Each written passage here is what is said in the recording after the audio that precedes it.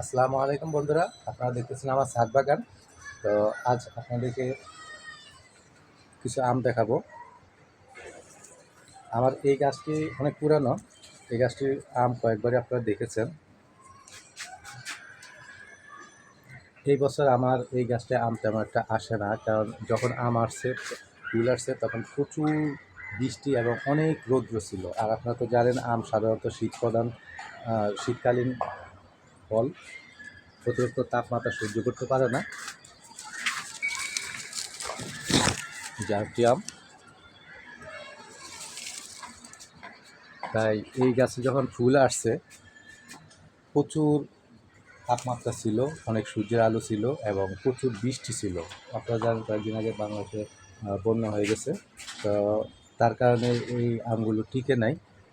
Just এবার 5-6টা আম টিকছে, কিন্তু প্রতি বছর প্রায় 70 থেকে 80টা আম আসে এই গাছে।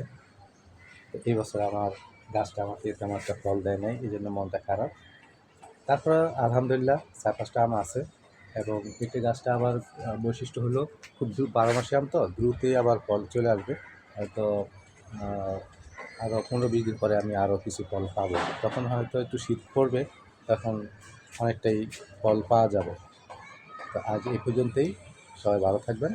আল্লাহ হাফেজ।